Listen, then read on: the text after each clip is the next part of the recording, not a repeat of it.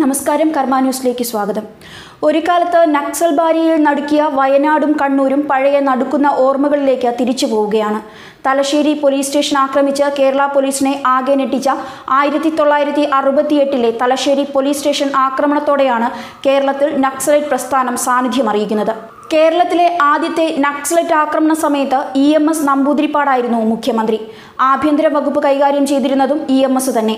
1968 November 22-നാണ് Kunnickal നാരായണന്റെ നേതൃത്വത്തിൽ police station ആക്രമിച്ചത്. 2 ദിവസം കഴിഞ്ഞ് വയനാട്ടിലെ പുൽപ്പള്ളിയിൽ വർഗീസിന്റെ നേതൃത്വത്തിലുള്ള നക്സലൈറ്റ് സംഘം പോലീസ് സ്റ്റേഷൻ ആക്രമിച്ചു. Philip M. പ്രസാദ്, അജിത, തേറ്റമല കൃഷ്ണൻകുട്ടി എന്നിവരാണ് ആക്രമണത്തിന് നേതൃത്വം നൽകിയത്. വയനാട്ടിലെ ആദിവാസികളെയും കർഷക തൊഴിലാളികളെയും സംഘടിപ്പിക്കാനായി CPM നിയോഗിച്ച അരീക്കോട് വർഗീസ് സായുധ സമരപാതയിലേക്ക് തിരിയുകയായിരുന്നു. വയനാട്ടിലെ തിരുനെല്ലിയിൽ നിന്ന് വർഗീസിനെ അറസ്റ്റ് ചെയ്യുകയും വ്യാജ ഏറ്റുമുട്ടലിന്റെ ഭാഗമായി പോലീസ് വെടിവെച്ച് കൊല്ലുകയും ചെയ്തു. C. അച്യുതമേനോനാണ് അക്കാലത്ത് കേരള മുഖ്യമന്ത്രി. CH മുഹമ്മദ് കോയ ആഭ്യന്തരമന്ത്രിയും. കേരളത്തിലെ ആദ്യത്തെ അറിയപ്പെട്ട വ്യാജ ഏറ്റുമുട്ടൽ കൊലപാതകം അതായിരുന്നു. IG ലക്ഷ്മണന്റെ ആവശ്യവും ഭീഷണിയും പ്രകാരമാണ് താൻ വർഗീസിനെ വെടിവെച്ച് കൊന്നതെന്ന് 1998 മുൻ കോൺസ്റ്റബിൾ രാമചന്ദ്രൻ നായർ വെളിപ്പെടുത്തി. വർഗീസ് കൊല്ലപ്പെട്ട് 40 വർഷത്തിനു ശേഷം ലക്ഷ്മണൻ ജീവപര്യന്തം തടവിന് ശിക്ഷിക്കപ്പെട്ടു. കേരളത്തിൽ അക്കാലത്ത് വയനാട്ടിലും കണ്ണൂരിലും വനാതിർത്തിയിലും നിരവധി കൊലപാതകങ്ങളും അക്രമങ്ങളും നടന്നു. ഇടത് ഭീകര പ്രസ്ഥാനങ്ങൾ അത് നടത്തുകയായിരുന്നു.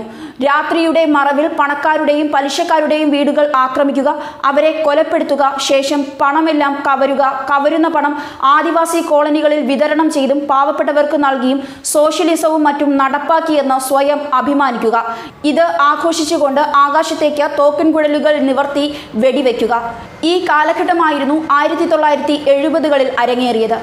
പാലക്കാട് ജില്ലയിലെ കോങ്ങാട് നാരായണൻകുട്ടി നായർ എന്ന ജന്മിയെ തലവെട്ടിക്കൊന്ന സംഭവം വലിയ കോളിളക്കമുണ്ടാക്കി.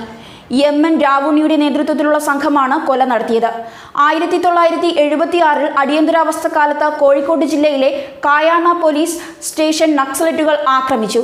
കോഴിക്കോട് റീജിയണൽ എഞ്ചിനീയറിംഗ് കോളേജ് വിദ്യാർത്ഥിയായ P. രാജനെ ഈ സംഭവവുമായി ബന്ധപ്പെട്ട് പോലീസ് പിടിച്ചുകൊണ്ടുപോയത് വിവാദമായി. രാജൻ പോലീസ് മർദ്ദനത്തിൽ കൊല്ലപ്പെട്ടു എന്ന കാര്യം വ്യക്തമാണെങ്കിലും മൃതദേഹം എന്തു ചെയ്തു എന്ന കാര്യത്തിൽ അവ്യക്തത ഇന്നും തുടരുന്നു. വയനാട്ടിൽ ഇതിനിടെ പല കൊലകളും നടന്നു.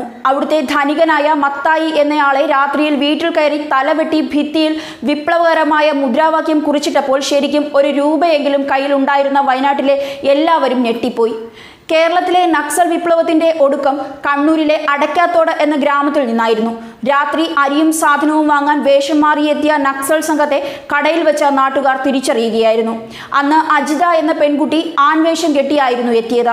തുടർന്ന് നാട്ടുകാർ ഇവരെ ബന്ധിച്ച് ഒരു കടയുടെ 2ാം നിലയിലിരുത്തി. ആ സമയത്ത് ഇവർ നാട്ടുകാരെ വെടിവെക്കാതെ ശാന്തമായി കീഴടങ്ങുകയായിരുന്നു. ഞങ്ങൾ നിങ്ങളെ ആക്രമിക്കില്ല എന്നും നിങ്ങളെ രക്ഷിക്കാനാണ് ഈ പോരാട്ടമെന്നും പറഞ്ഞു. എങ്കിലും നാട്ടുകാർ അജിതയെയും കൂട്ടരെയും ബന്ദികളാക്കി കേളകം പോലീസിൽ ഏൽപ്പിച്ചു. അതോടെ കേരളത്തിലെ നക്സൽ വിപ്ലവം അവസാനിച്ചു. ഇപ്പോൾ മാവോവാദികളുടെ പഴയ ഭീകരമായ കാലഘട്ടം തിരികെ എത്തുകയാണ്. അന്ന് നാടൻ തോക്കായിരുന്നെങ്കിൽ ഇന്നത്തെ മാവോവാദികൾക്ക് AK-47 തോക്കാണ്. അവർക്ക് ആയുധബലവുമുണ്ട്, സ്ഫോടക വസ്തുക്കളുണ്ട്. ശരിക്കും കേരളവും വനസാമീപ്യ ഗ്രാമങ്ങളും ജാഗ്രത പാലിക്കണം. ന്യൂസ് ഡെസ്ക്, കർമ്മ ന്യൂസ്.